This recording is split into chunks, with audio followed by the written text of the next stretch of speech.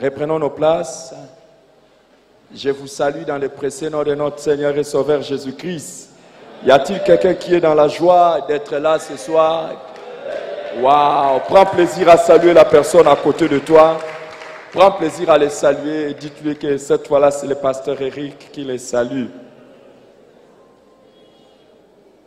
Les avantages de servir Dieu. Tel est le sujet que j'aimerais partager avec nous ce soir. Les avantages de servir Dieu. Pour introduire ce sujet, j'aimerais que nous puissions ouvrir nos Bibles dans Malachie chapitre 3. Malachie chapitre 3, du verset 13 au verset 18. Malachie chapitre 3, du verset 13 au verset 18.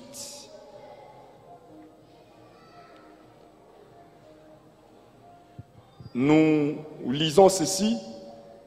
Vos paroles sont rudes contre moi, dit l'Éternel. Et vous dites, qu'avons-nous dit contre toi? Vous avez dit, c'est en vain que l'on sert Dieu. Qu'avons-nous gagné à observer ces préceptes et à marcher avec tristesse à cause de l'Éternel des armées? Maintenant, nous estimons heureux les hautains. Oui, les méchants prospèrent. Oui, ils tentent Dieu et ils échappent. Alors ceux qui craignent l'Éternel se parlèrent l'un à l'autre.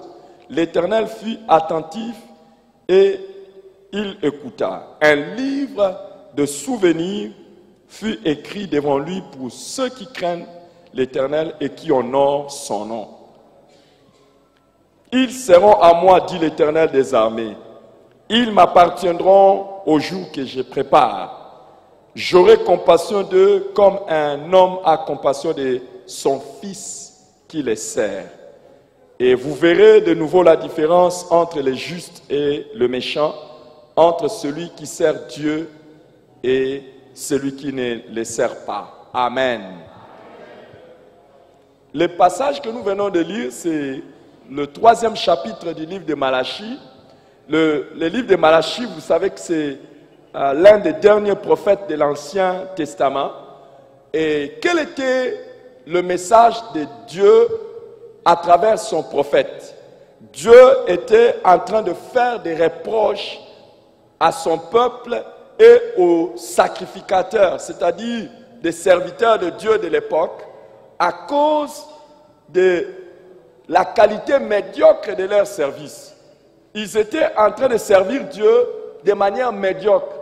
Ils offraient des bêtes chétives et eux-mêmes, les sacrificateurs, ne se comportaient pas de la bonne manière. Alors Dieu leur fait des reproches. Et quand Dieu leur fait des reproches, il leur demande même de faire les choses correctement afin d'être bénis. Mais eux, au lieu d'écouter l'interpellation de Dieu, ils retournent la question à Dieu, où ils se posent la question.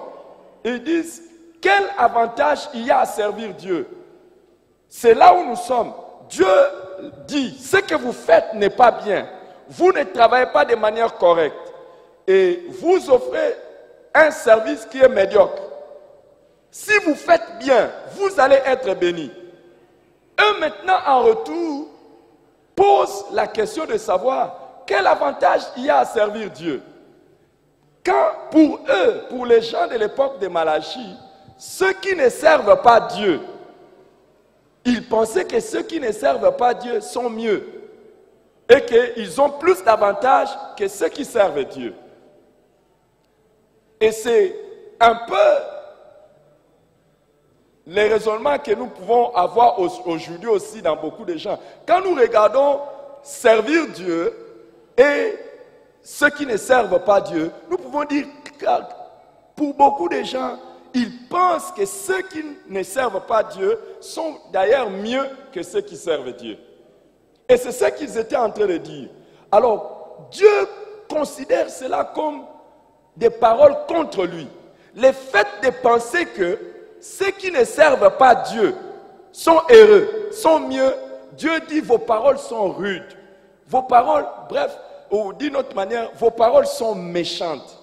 Donc, le fait de penser que quelqu'un qui ne sert pas Dieu a plus d'avantages que celui qui sert Dieu, c'est être méchant vis-à-vis de Dieu. C'est être dur vis-à-vis de Dieu. Mais, au milieu de toutes ces personnes qui sont en train de parler, les textes nous montrent qu'il y a quand même ceux-là qui pensaient que servir Dieu était bien. Et ils se sont mis de côté. La Bible dit, ceux qui craignent l'Éternel se sont mis à échanger entre eux. Les amis, dans l'histoire, il y aura toujours ces deux catégories de gens. Les gens qui aiment Dieu et qui aiment le servir, et les gens qui pensent que servir Dieu est peut-être une perte de temps. Mon souhait, ma prière est que vous et moi, nous serons parmi ceux qui aiment Dieu et qui les servent de manière correcte. Ça, c'est mon souhait. Et Dieu dit, vous qui servez le Seigneur, sachez qu'il y a un livre de souvenirs. Les amis, nous allons le voir même dans la suite de l'enseignement. Servir Dieu, c'est quelque chose que Dieu n'oubliera jamais. Tout ce que quelqu'un fait pour Dieu, Dieu ne l'oubliera jamais. On dit un livre de souvenirs a été sorti devant l'Éternel. Et à partir de ce livre de souvenirs, Dieu dit, vous verrez de nouveau. Dieu promet de faire la différence entre ceux qui les craignent et ceux qui ne les craignent pas, entre ceux qui les servent et ceux qui ne les servent pas. Il dit, au jour que je prépare. Donc il y a un temps, et c'est normal, on ne récompense jamais quelqu'un avant qu'il ne serve. Et on ne récompense peut-être pas quelqu'un immédiatement après avoir servi. Mais il y a un temps toujours qui est fixé pour celui que l'on sert, pour qu'il puisse apporter la récompense à ce que l'on fait. Et Dieu promet qu'il y a un jour. Je prie que l'Éternel vous fasse voir que les jours sont en train de venir, que tout ce que nous faisons pour lui, nous allons retrouver cela de récompense pour cela. Il y a des récompenses. Et Dieu promet qu'il y a des récompenses. Alors, avant que nous puissions aller loin, relevons maintenant 3 erreurs majeures au sujet du service de Dieu. Je vais examiner avec vous à partir de ces textes et d'autres textes de la Bible, 3 erreurs majeures au sujet du service de Dieu. Ces erreurs ont été commises à l'époque de Malachie, mais quand nous regardons dans l'histoire, nous allons voir que ces erreurs sont également en train d'être commises, et même aujourd'hui. La première erreur, c'est de croire que c'est en vain que l'on sert l'Éternel. C'est en vain que l'on sert l'Éternel. Regardez, nous avons vu que les peuples ont dit, c'est en vain que l'on sert Dieu. Que gagnons-nous à observer ces préceptes et à marcher avec tristesse? C'est une grave erreur que servir l'Éternel, c'est une peine perdue. C'est une grave erreur. Ce n'est pas une peine perdue. C'est quelque chose qui sera et qui est récompensé par Dieu. La deuxième erreur que beaucoup de gens commettent et que les gens de l'époque de Malachie ont commis, c'est de croire que ceux qui ne servent pas Dieu ont plus d'avantages. Croire que ceux qui ne servent pas Dieu ont plus d'avantages.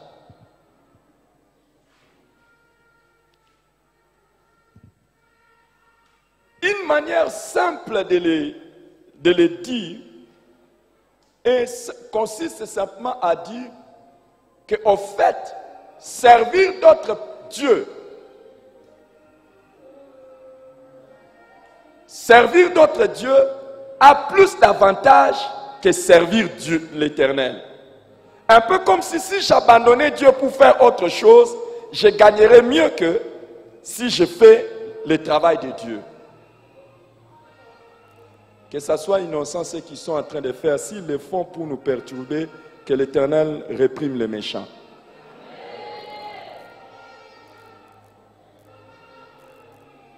Tous ces bruits qu'ils font, si c'est pour nous déranger, pour nous embêter, je dis que l'Éternel réprime les méchants. Et vous entendrez la suite. Ça ne tardera pas.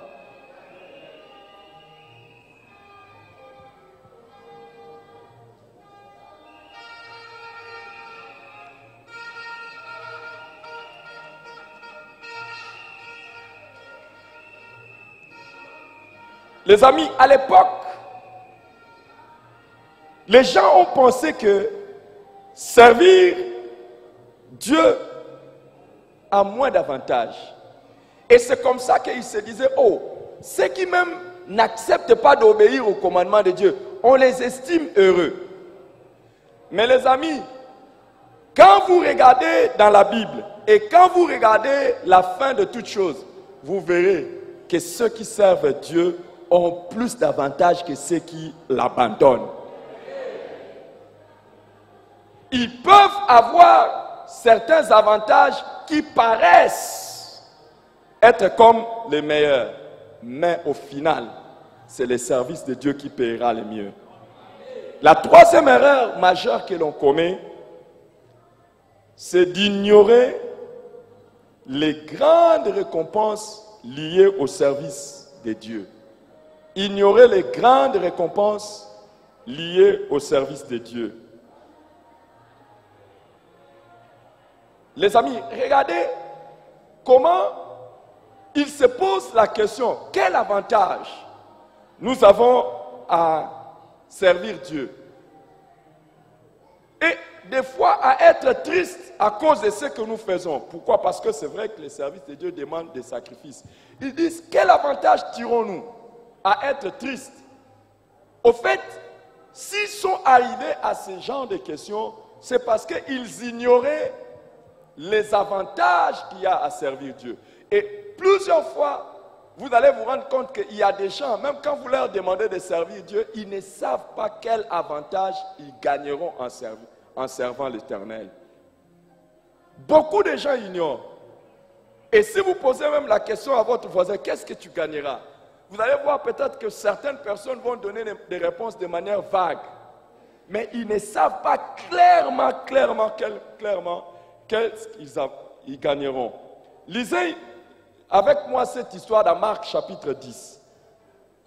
Marc chapitre 10, c'est l'histoire d'un jeune homme riche qui est venu auprès de Jésus pour demander qu'est-ce qu'il pouvait faire pour être sauvé. Alors Jésus-Christ lui a dit d'aller et de vendre tout ce qu'il avait afin de le suivre et servir Dieu. Marc chapitre 10, nous allons commencer à partir du verset 21 jusqu'au verset 28. Marc 10, 21 à 28.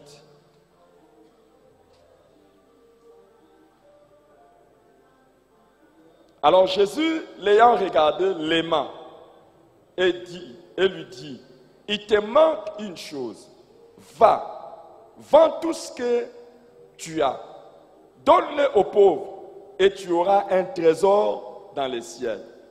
Puis viens et suis-moi. Mais affligé de cette parole, cet homme s'en allant tout triste, car il avait des grands biens. Jésus, regardant autour de lui, dit à ses disciples qu'il sera difficile à ceux qui ont des richesses d'entrer dans le royaume de Dieu. Les disciples furent étonnés de ce que Jésus parlait ainsi, et reprenant, il leur dit, mes enfants, qu'il est difficile à ceux qui se confient dans les richesses d'entrer dans le royaume de Dieu. Il est plus facile à un chameau de passer par le trou d'une aiguille qu'à un riche d'entrer dans le royaume de Dieu. Les disciples furent encore plus étonnés et se dirent les uns aux autres, et qui peut être sauvé? Jésus les regarda et dit, cela est impossible aux hommes, mais non à Dieu, car tout est possible à Dieu. Pierre s'est mis à lui dire, « Voici, nous avons tout quitté et nous t'avons suivi. » Jésus répondit, « Je vous l'ai dit en vérité. » Ça, c'est la suite.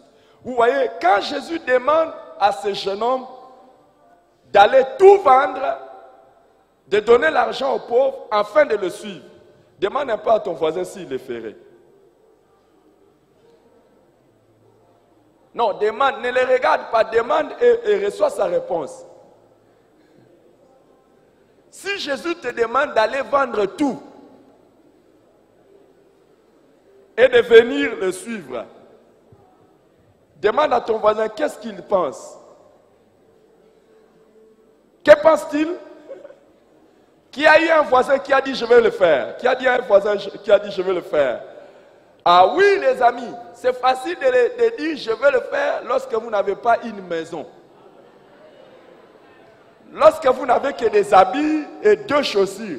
Mais lorsque vous avez beaucoup de biens, imaginez que vous avez 5 villas.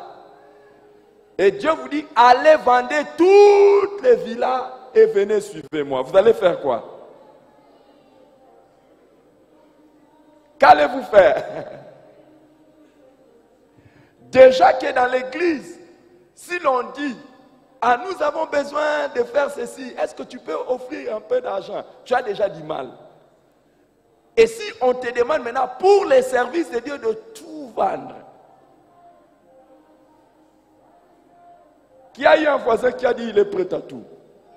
Si tu as eu un voisin qui t'a dit il est prêt à tout, dis-lui démontre ça aujourd'hui. Amène un peu tout à l'église. Vous voyez, c'est quand il a dit ça, la Bible dit, le jeune homme est devenu triste. C'est un peu comme beaucoup de gens qui sont ici. Dès que je dis à ton voisin de venir avec tout. Qui avait dit qu'il peut le faire? Parce qu'il peut nous donner la démonstration ici, qu'il amène tout. Vous êtes parti ou bien vous êtes là? Vous êtes parti ou vous êtes là? Vous êtes devenu comme ce jeune homme riche, triste, qui veut nous donner la démonstration? Il donne sa maison, il donne ses véhicules, il donne tous ses habits, il donne tout. Il dit, je vais te suivre.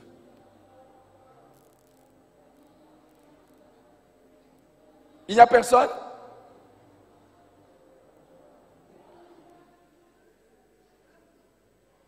Il n'y a personne. Mais vous voyez, pourquoi il était triste? Jésus lui a dit, fais ça, tu auras un grand trésor dans le ciel. Pourquoi nous ne faisons pas ça comme ça? Parce qu'on ignore qu'est-ce qu'il y a. Mais je vais vous défier et me défier à moi-même. Si vous et moi, nous ne sommes pas capables de le faire, Pierre et les autres l'ont fait.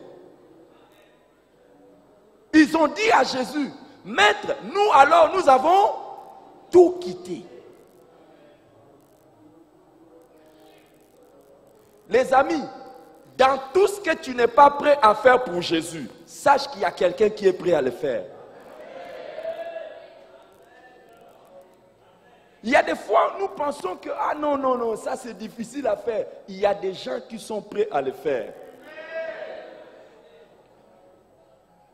Dis à ton voisin, le pasteur veut me choquer. Dis à ton voisin, le pasteur veut me choquer. Un jour, Dieu a demandé à l'un de ses serviteurs de prêcher nu. C'est dans la Bible, non? Il s'agit de qui? Ésaïe. D'aller prêcher nu. Et si Dieu te demande de le faire? Alors, peut-être que vous connaissez Ésaïe comme le prophète. Vous devez savoir que Ésaïe n'était pas seulement un prophète. C'était un enfant de race royale. Il était né d'une famille royale et c'était un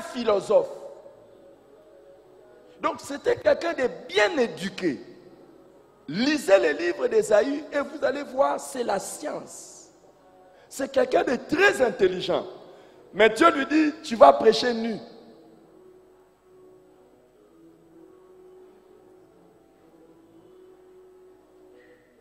Quelqu'un est prêt à le faire? Tout le monde sauf toi. Vous voyez les amis, c'est quand même terrible. Hein? Et là, certains entre vous et moi, nous ne sommes même pas capables, alors que nous, oh non, non, non, cette tenue ne me plaît pas. Je ne veux pas servir Dieu avec cette tenue. Mais à quelqu'un, on avait dit, enlève tout.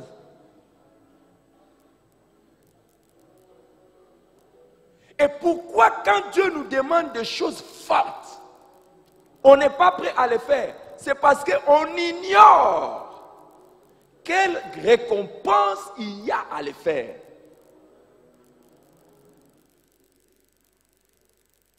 S'il nous faut faire les pieds, s'il nous faut souffrir quelque chose, s'il nous faut nous retrouver dans une sorte de privation, de tristesse, on n'est pas prêt à les faire. Pourquoi? On ignore.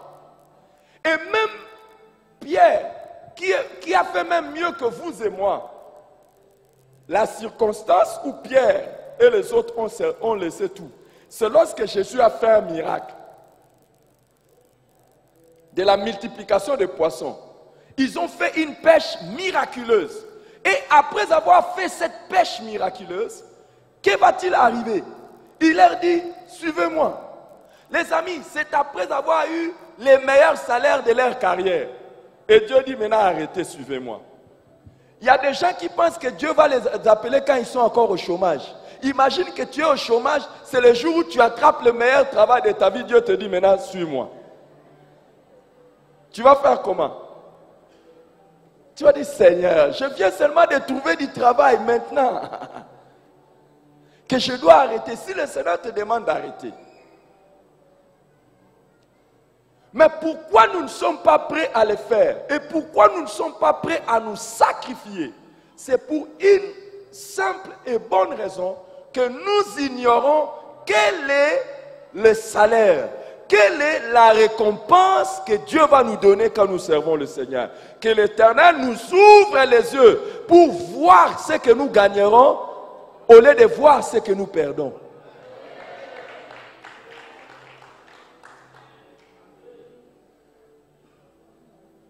Je n'ai pas entendu l'amen de quelqu'un. C'est ainsi que je voudrais passer à notre deuxième point, vous annoncer 7 vérités au sujet du service de Dieu. 7 vérités au sujet du service de Dieu.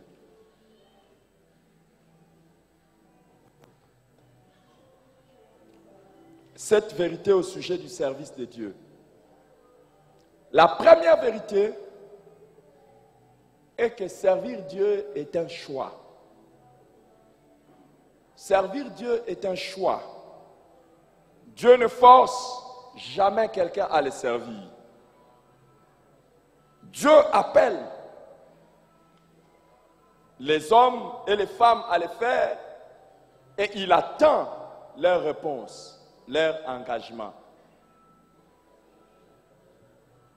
Des fois, son appel peut être pressant. C'est comme si Dieu insiste.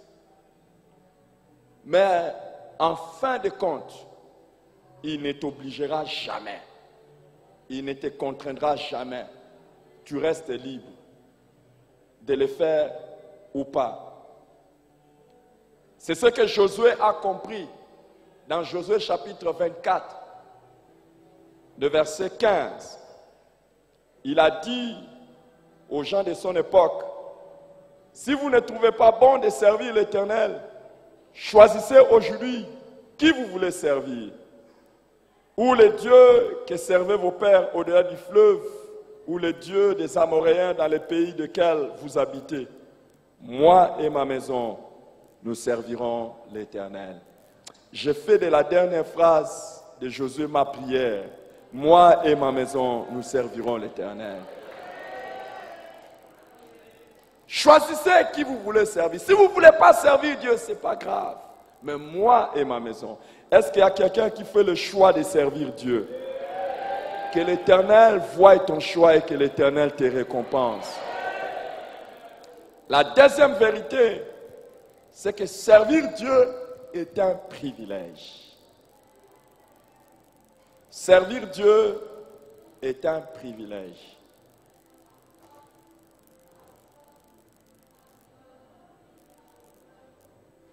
Servir Dieu,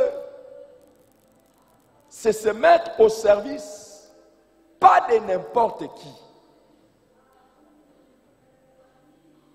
Pas de n'importe qui.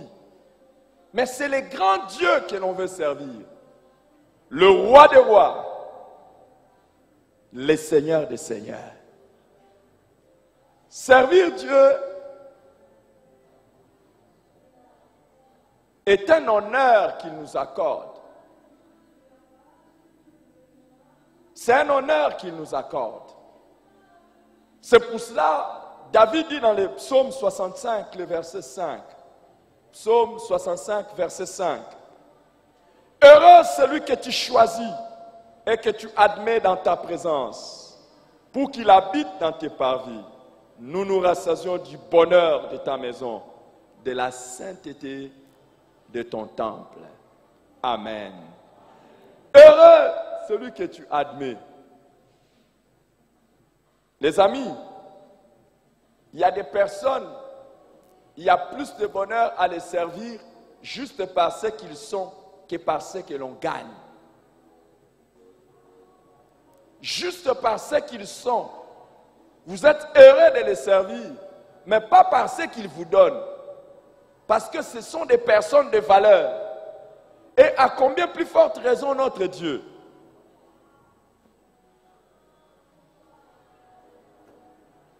Je vais poser la question aux gens qu'on appelle les hommes en uniforme. Tous vous pouvez être dans l'armée, n'est-ce pas? Tous vous pouvez être dans l'armée et tous avoir les mêmes grades. Qui se sentira plus heureux entre celui qui a les mêmes grades et celui qui a les mêmes grades mais lui sert à côté du chef? Qui sera le plus heureux? Celui qui sert à côté du chef. Pourquoi? Mais ils ont le même grade, non? Ils n'ont pas le même grade. Est-ce qu'il sera content nécessairement à cause du salaire, à cause des avantages? Déjà, le fait qu'il soit à côté du grand chef, même s'il a le même grade que n'importe qui, il ne se considère pas comme n'importe quelle personne. Le fait d'être seulement serviteur de Dieu, vous n'êtes plus n'importe qui. Oh, je ne parle même pas des avantages qu'il y a, mais le fait, c'est comme ça que David dit, heureux celui que tu admets dans ta présence. Nous nous rassasions du bonheur de ta maison. Le fait seulement que tu sois collé à Dieu, naturellement, il y aura des choses qui vont suivre. Vrai ou faux? Si tu as compris cette vérité, que l'Éternel t'attache toujours à des grandes personnes.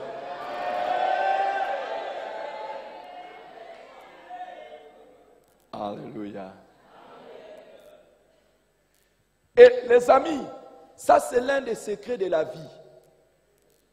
Si tu veux réussir dans n'importe quel travail que tu fais pour un supérieur, ne regarde pas d'abord l'avantage que tu vas gagner, mais regarde d'abord l'honneur. Quand tu regardes cet honneur, c'est alors que tu feras ton travail de la meilleure des manières et les conséquences seront les meilleures récompenses. Mais lorsque tu pars pour les avantages, tu vas travailler de manière égoïste et tu seras disqualifié. Prends cela comme un honneur de servir le chef. Je vous donne cela comme secret de la vie. Il y a un enseignement que je donnerai bientôt là sur le travail qui procure l'abondance. Comment travailler de manière à avoir l'abondance. Beaucoup de gens, par exemple, même quand vous travaillez comme domestique, quand vous travaillez comme chauffeur, ne travaillez pas d'abord pour les salaires. Quand vous êtes en face de votre chef, même dans votre bureau, dans votre travail, vous êtes en face de votre chef, vous êtes en face du directeur, ne considérez pas d'abord tout ce que vous faites pour les salaires. Considérez ça que c'est un privilège. Et vous le ferez de la meilleure des manières. Vous le ferez de manière respectueuse, vous le ferez de manière... Et en retour, il y aura des récompenses.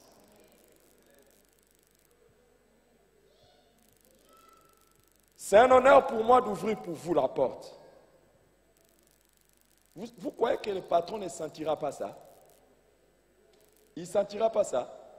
Mais si déjà vous commencez à ouvrir la porte des véhicules de votre patron avec les mines tuées, ou bien avec des regrets au fond de vous, pendant que vous êtes en train de nettoyer les assiettes dans la maison de votre patron, vous nettoyez les assiettes, vous vous dites, moi vraiment dans ma vie, si je pouvais trouver un autre travail, vous ne serez pas récompensé.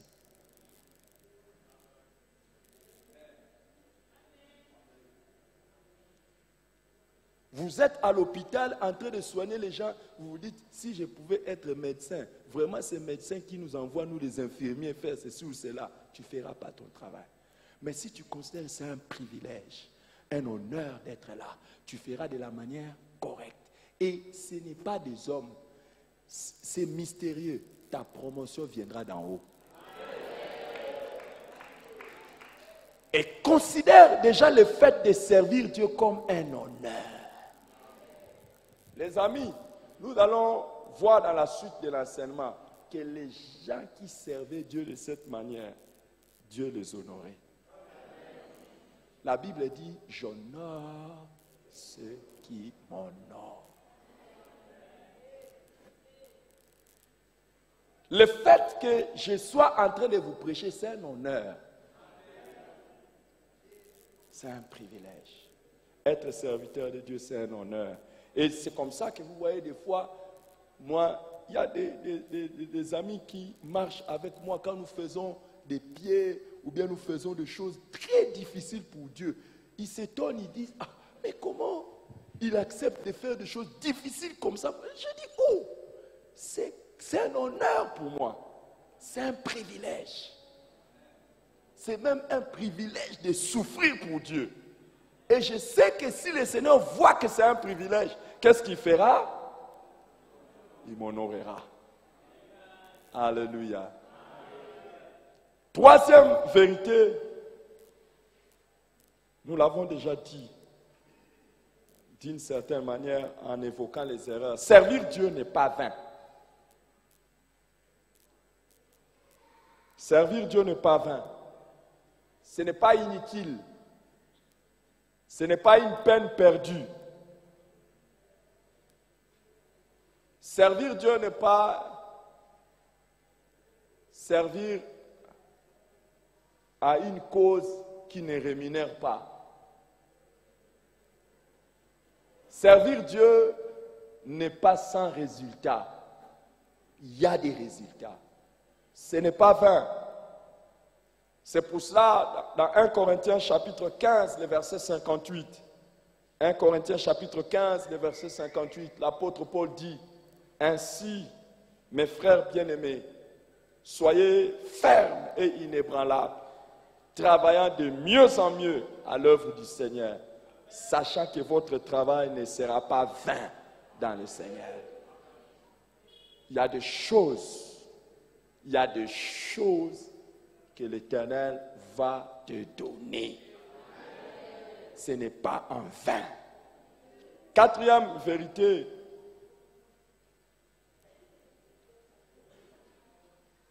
Servir Dieu exige un sacrifice, mais qui est hautement récompensé.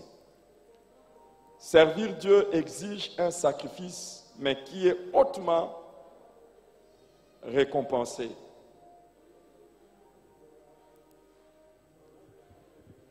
Regardez comment les gens de l'époque de Malachie disent.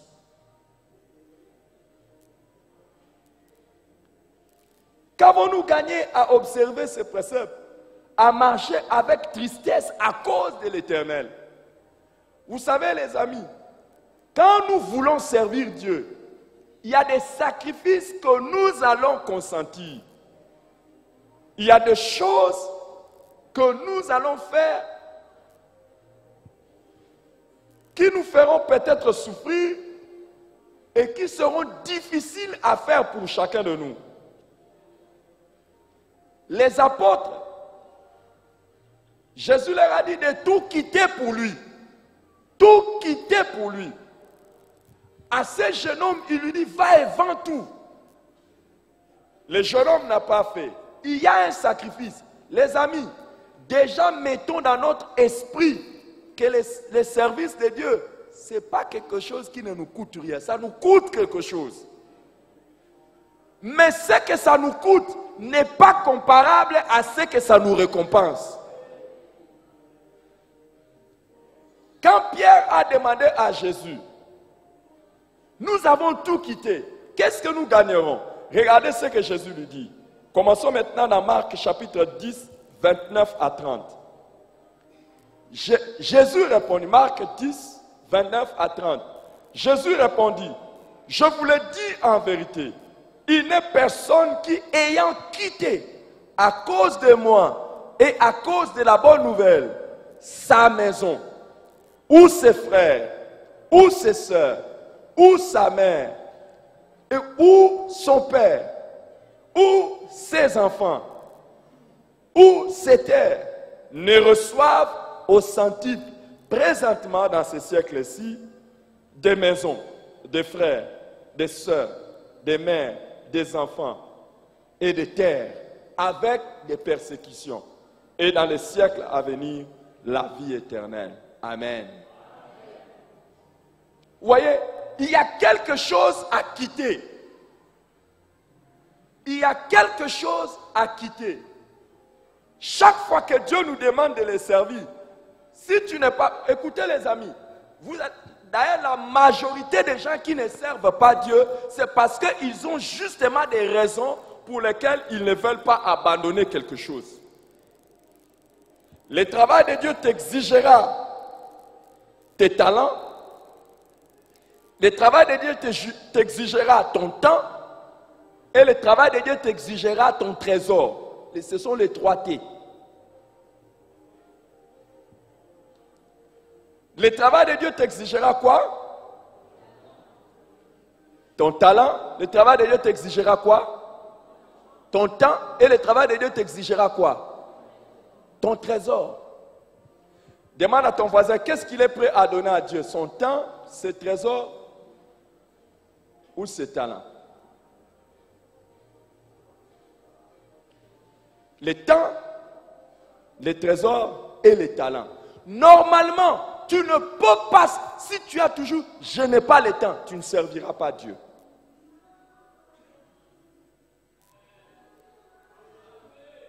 Deuxièmement, je n'ai pas de moyens. Il y a des gens, ils ne serviront jamais Dieu si vous ne mettez pas les moyens à leur disposition. Vrai ou faux? Essayez seulement, il y a des gens ici, si vous lui dites, mon frère, va évangéliser là-bas à Lipen, à 2 ou 3 kilomètres ici. Il va vous demander, est-ce qu'il y aura les transports? Est-ce qu'il est prêt à faire sortir son argent pour partir? Les amis, quelque chose d'extraordinaire venait de se faire ici, notre église. Vous êtes une église bénie. Nous sommes une église bénie. Et nous sommes la meilleure église au monde. Qu'est-ce qui se passe-t-il? J'ai fait le dernier voyage ici. Mon dernier voyage, je suis allé accompagné de 2 personnes. Lorsque je suis allé à Pointe-Noire, j'ai expliqué aux frères qui m'ont accompagné. Je leur ai dit, voilà pourquoi je ne me fais pas accompagner de n'importe qui. Dis n'importe qui. Dis n'importe qui. Les amis, nous sommes partis là-bas. Je leur ai dit, écoutez les amis, en allant là-bas, quelqu'un peut se dire, ah, voici l'enveloppe qu'ils ont donnée au pasteur. Ah, mais le pasteur ne nous a même pas donné quelque chose. Et pourtant, ce que nous avons payé, ce que j'ai payé pour notre transport, pour partir et revenir, c'est même plus élevé que notre transport, que ce qu'on nous a donné comme enveloppe. Nous sommes allés, je suis allé à Ouagadougou, je suis allé là-bas, j'ai payé mon propre billet. Vous avez contribué, je suis allé.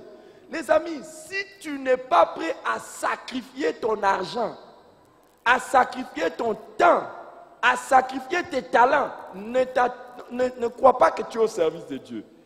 Si tu as toujours les excuses pour les temps, quand je me suis converti, j'habitais l'Ipen. Une fois, nous devrions aller exhorter quelqu'un à Bandal. Dieu nous a accordé la grâce d'accepter cela. Nous avons fait les pieds de l'Ipen jusqu'à Bandal pour aller exhorter quelqu'un. Juste pour aller exhorter quelqu'un. Tu es prêt à le faire? Oh. Wow. Je suis heureux et béni de voir certaines personnes. Vous pouvez lui dire, va dans telle cellule. Et il s'en va. S'il a son propre transport, il s'en va. Et s'il n'en a pas, il s'en va. Il fait pas. Il y a des gens, ils viennent ici, vous lui dites, va servir là-bas. Il se dit, ah, s'il n'y a pas de transport, je ne pars pas. Il n'y a pas de transport. Mais je vais vous informer, quand tu dis qu'il n'y a pas de transport, tu ne pars pas. La cellule là, même moi qui suis allé pour trouver l'endroit là, je suis allé à pied.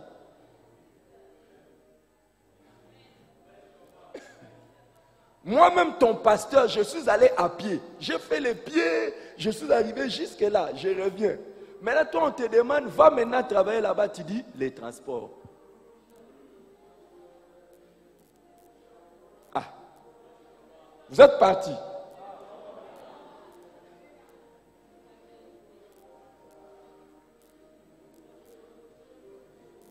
Ce qui est malheureux, c'est qu'il y a d'autres personnes, ils n'ont même pas le souci du travail de Dieu. Ce qu'on te donne même comme transport pour aller travailler dans la cellule, même les offrandes là-bas, donc y compris tes offrandes en tant que berger. Donc toi-même berger, tes offrandes à toi. D'ailleurs, toi tu es un berger, on a envoyé avec transport. On t'a donné même location de chaises. Tu arrives là-bas, les offrandes que tu récoltes ne représentent même pas les transports qu'on t'a donné. C'est-à-dire toi-même tu n'as pas donné. Ça c'est de 1. Et de 2, en fait, qu'est-ce que tu es en train de faire? Tu es en train de dire, je vis aux dépens de l'église. Et moi et ma cellule, nous vivons aux dépens de l'église. Et ce n'est pas un problème, ce n'est pas un problème. Mais ce qui est un problème, c'est que ça ne te fait pas de soucis.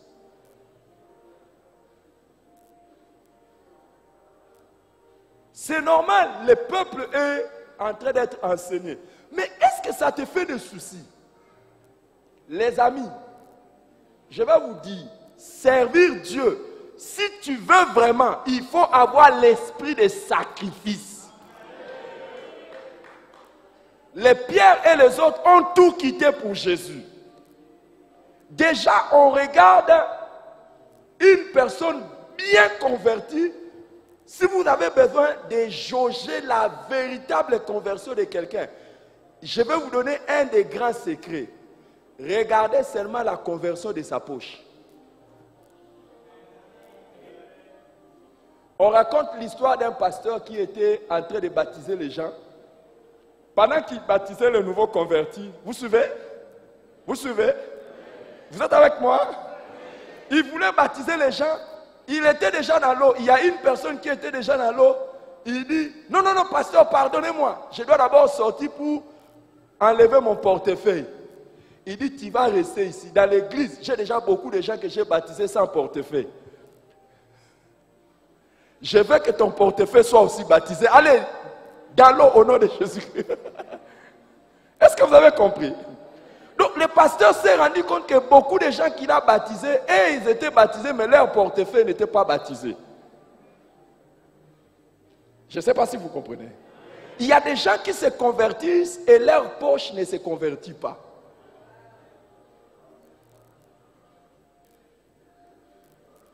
Demande pas à ton voisin, déjà ne serait-ce que l'offrande. Est-ce qu'il a amené l'offrande?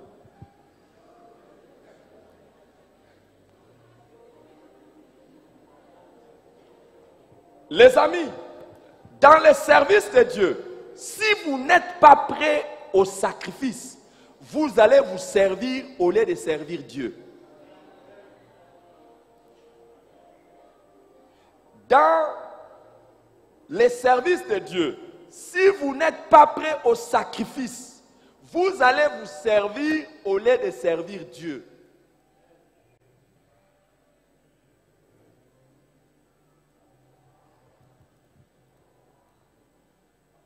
Prenez mon exemple à moi, les amis. Prenez mon exemple à moi. Si je n'étais pas prêt au sacrifice, je vais vous dire la vérité. Il y a des choses que je n'allais pas manquer. J'allais me les servir. Vrai ou faux? Oui. Je vais me servir. Si vous n'êtes pas prêt, et c'est ça le drame.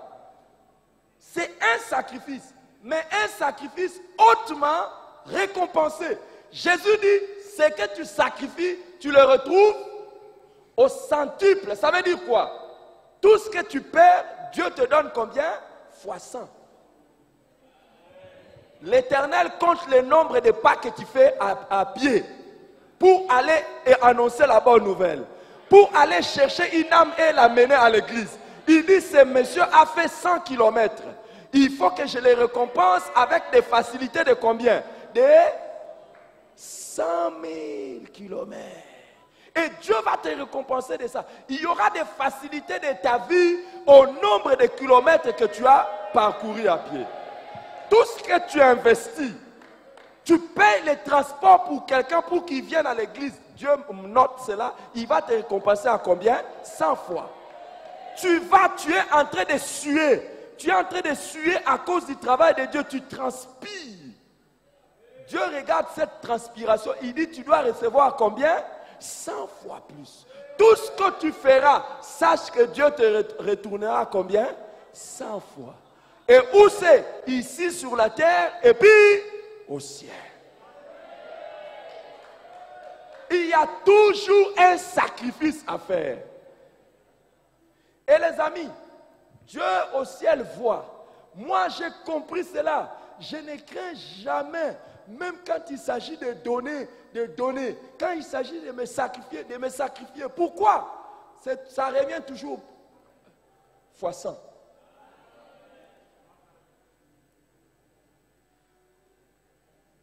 Cinquième vérité,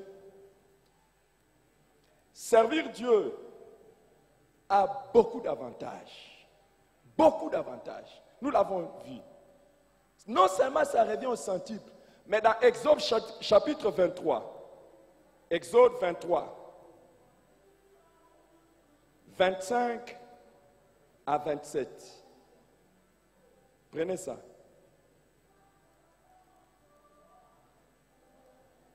Exode 23, 25 à 27. Il est écrit, vous servirez l'Éternel votre Dieu et il bénira votre pain et vos eaux. Alléluia. Que l'Éternel bénisse ton pain et tes eaux. J'éloignerai la maladie du milieu de toi. Alors que tous les autres patrons vont te garantir quoi? L'assurance médicale. Mais lui te garantit quoi? L'assurance contre la maladie. Tu préfères quoi? Que tu tombes malade et qu'on aille te soigner ou bien que tu ne tombes pas malade? Sers le Seigneur, à partir d'aujourd'hui, tu ne tomberas pas malade.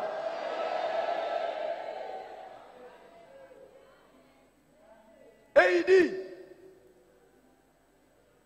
il n'y aura dans ton pays ni femme qui avorte, ni femme stérile. Je remplirai le nombre de tes jours. Il y a des gens qui vont connaître des morts précoces parce qu'ils ne servent pas Dieu. Mais parce que tu sers Dieu, le nombre d'années qu'il a destiné pour toi sur la terre, tu vas les accomplir.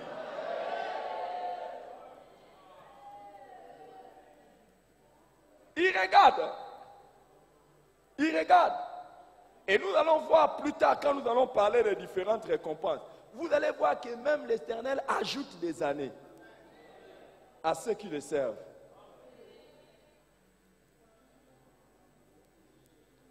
Quand vous voyez celui qui sert Dieu mourir avant, il y a quelque chose dans l'alliance qu'il a manqué. Nous en parlerons.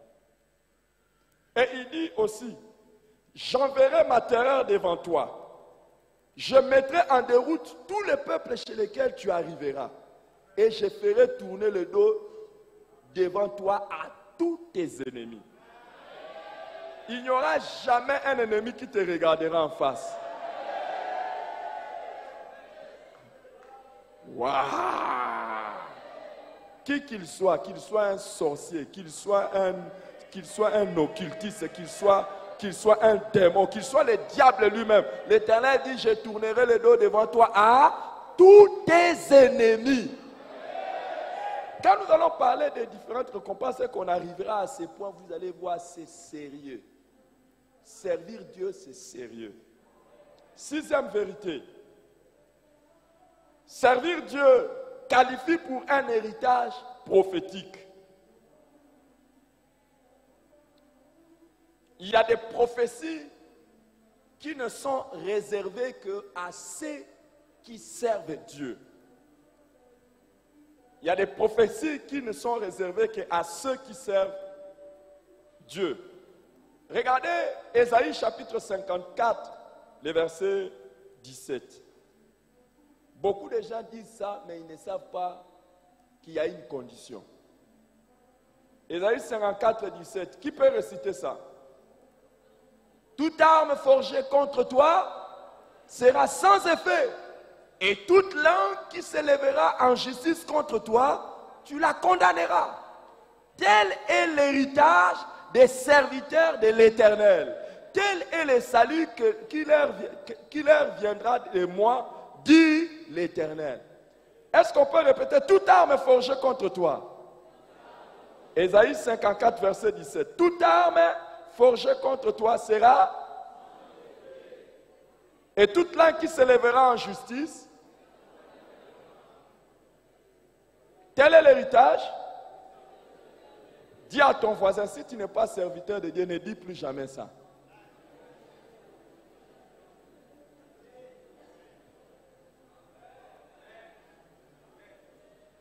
Tu ne peux dire ça. Il y a des gens, surtout nous les Congolais, à tout moment, sans effet, sans effet.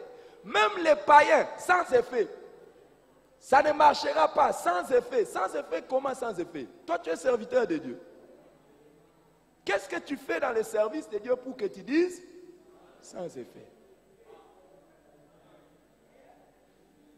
Vous voyez pourquoi beaucoup de gens chassent les démons? Ils disent sans effet, mais il y a toujours effet.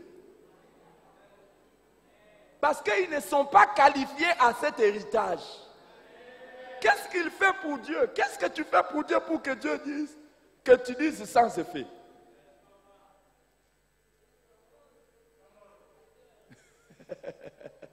Quelle parole! Dis à ton voisin sans effet. Hey! Quel est l'héritage des serviteurs de l'Éternel? Et les amis, dans la suite de cet enseignement, nous verrons les promesses extraordinaires. Ce sont des prophéties liées au serviteur de Dieu, au service de Dieu. Il y a un héritage prophétique. Et il y a beaucoup de prophéties qui s'accompliront dans ta vie juste parce que tu es en train de servir Dieu. Reçois cela au nom de Jésus. Septième et dernière vérité pour qu'on arrête aujourd'hui. Servir Dieu est récompensé de manière juste. Servir Dieu est récompensé de manière juste.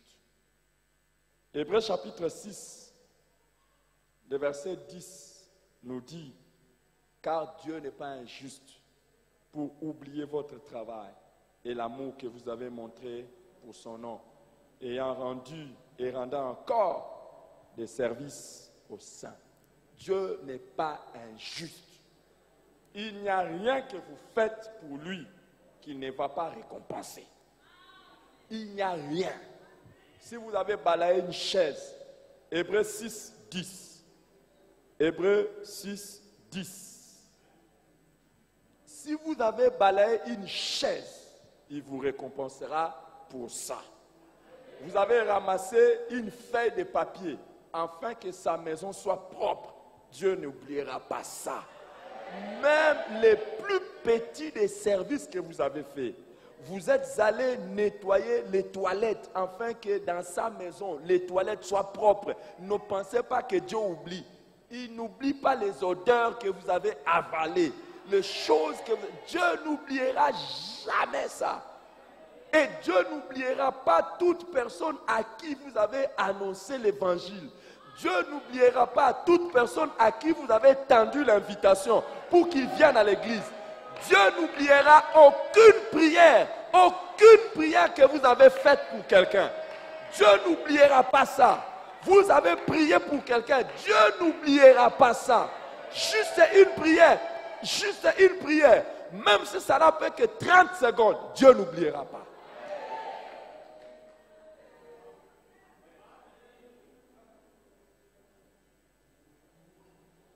Vous avez été maltraité à cause de Dieu, Dieu n'oubliera pas. On s'est moqué de vous à cause de lui, il n'oubliera pas. On vous a critiqué à cause de lui, il n'oubliera pas. Dieu n'est pas injuste. Et dans Matthieu chapitre 16, le verset 27, Jésus dit, Matthieu 16, 27, car le Fils de l'homme doit venir dans la gloire de son Père avec ses anges.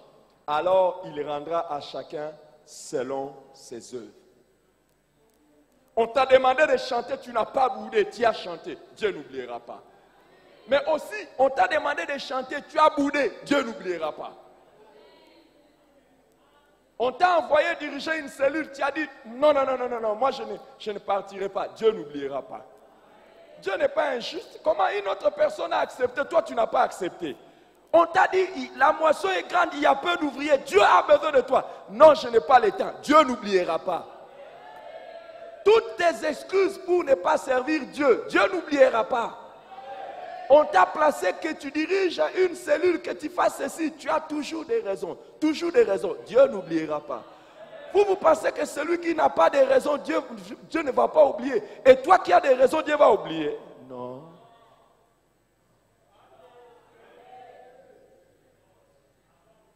Tu es fidèle dans le programme de prière à l'église, à respecter la chaîne de prière, Dieu n'oubliera pas.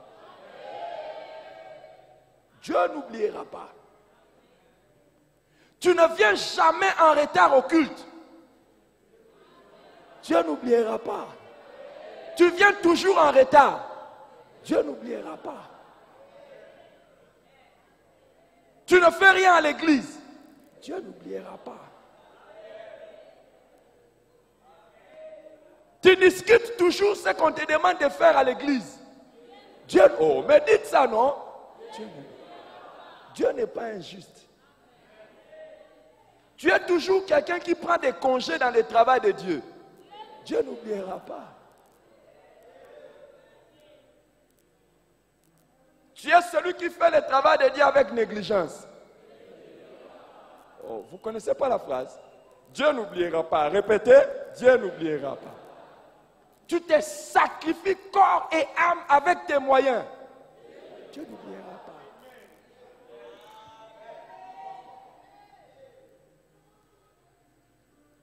Tu es prêt à tout faire, tout ce qu'on te demande, tu le fais. Dieu n'oubliera pas. Dis à ton voisin, Dieu n'oubliera pas. Dis-lui, Dieu n'oubliera pas. Dieu n'oubliera pas. Dieu n'oubliera pas. On t'a envoyé diriger la cellule dans la vision de l'église. Toi, tu diriges la cellule dans ta vision. Dieu n'oubliera pas.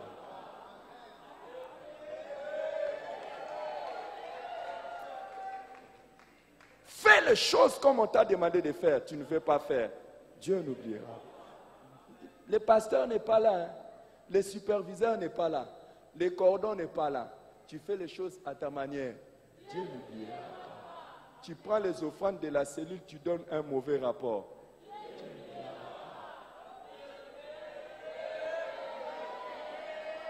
Tu n'es pas parti à la cellule, mais tu as donné les rapports comme si tu étais parti. Dieu n'oubliera pas. Tu es venu à la chaîne de prière, tu as dormi pendant 45 minutes. Après, tu as écrit, tu as fait 1h30. Dieu n'oubliera pas. Dieu n'oubliera pas. Dieu n'est pas injuste. Hein? Dieu n'est pas injuste. Tu donnes l'impression d'être quelqu'un de correct alors que tu es vraiment médiocre. Dieu n'oubliera pas. Dis à ton voisin, Dieu n'est pas injuste. Tu donnes des prophéties aux gens pour que ces gens soient impressionnés et te donnent de l'argent. Dieu n'oubliera pas. Même pendant que tu es en train de servir à l'église, tu as des projets d'être déloyal et de t'en aller. Dieu n'oubliera pas. Dieu n'oubliera pas. Tu es à l'église, tu nous montres comme si tu es avec nous et pourtant tu as déjà un projet. Tu connais même le moment où tu partiras, comment tu partiras. Dieu n'oubliera pas. Dieu n'oubliera pas. Dieu n'est pas injuste. Hein? Dieu n'est pas injuste. Au lieu de servir avec joie, toi tu sers toujours avec murmure, toujours avec plainte. Dieu n'oubliera pas. Pendant que tu sers, tu t'attends toujours à un salaire. Dieu n'oubliera pas. Dieu n'oubliera pas. Pendant que tu viens à l'église, tu te dis, ah, peut-être si je fais ça, on va me mettre dans la liste de ceux qui reçoivent les salaires. Dieu n'oubliera pas. Si tu reçois les salaires des hommes, c'est fini. Hein? Pourquoi Dieu te donnera encore? Dieu, garde-moi, ô Seigneur, fidèle. Prions le Seigneur, chacun.